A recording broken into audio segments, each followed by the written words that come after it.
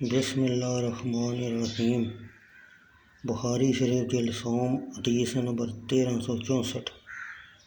ابو الحسن اعمش سے انہوں نے زید بن وہب سے بیان کیا، انہوں نے کہا حضرت ابو ذر غفاری رضی اللہ تعالیٰ عنہ نے کہا میں نبی اکرم صلی اللہ علیہ وسلم کے ہمراہ مدینہ منورہ کے سیاہ پتھروں والے میدان میں چل رہا تھا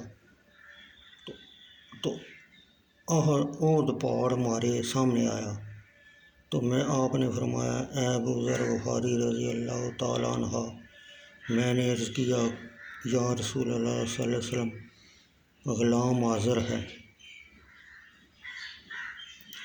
آپ نے فرمایا مجھے اچھا نہیں لگتا کہ میرے پاس اس احد پہاڑ کے برابر سونا ہو اور مجھ پر 3 راتیں گزر جائیں اور میرے پاس اس سے دینار ہوں، مگر کچھ دینار قرض کے لیے محفوظ کر لوں، قرضہ لینے والا حاضر نہ ہو اور جب آئے تو لے لے، یہ مقررہ مدت تک قرض کے افاع کا وقت آ گیا ہو، مگر میں اللہ کے بندوں میں اس طرح خرچ کر دوں۔ آپ نے اپنے دائیں بائیں اور پیچھے اشارہ فرمایا، یعنی تمام جہات میں صرف کر دوں۔ پھر آپ چلے اور فرمایا زیادہ مال والے قیامت کے دن کم ثواب والے ہوں گے، مگر جس نے اپنے مال کو اچھے مصرف میں اس طرح خرچ کیا، یعنی اپنے دائیں بائیں اور پیچھے، اور فرمایا ایسے لوگ بہت کم ہیں۔ پھر آپ نے مجھے فرمایا میرے آنے تک تم اس جگہ ٹھہرے رہو۔ پھر آپ رات کی تاریکی میں چلے گئے حتیٰ کہ آپ غائب ہو گئے۔ میں نے ایک بلند آواز سنی تو مجھے خوف لاحق ہوا کہ کہیں نبی اکرم صلی اللہ علیہ وسلم کو کوئی حادثہ نہ پیش آ گیا ہو۔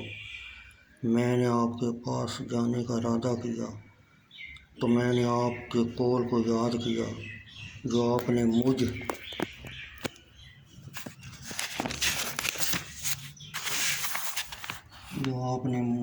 مجھ سے فرمایا تھا کہ میرے واپس آنے تک اپنی جگہ ٹھہرے رہو، اور میں آپ صلی اللہ علیہ وسلم کے تشریف لانے تک وہیں ٹھہرا رہا۔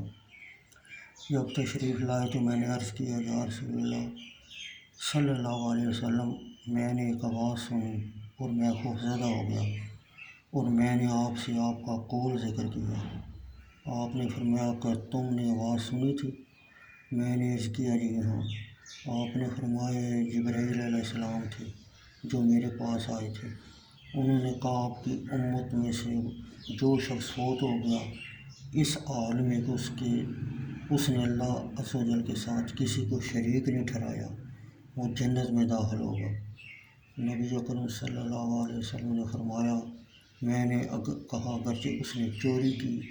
حضرت جبرائیل علیہ السلام نے مجھ سے کہا اگرچہ اس نے زنا کیا اور چوری کی۔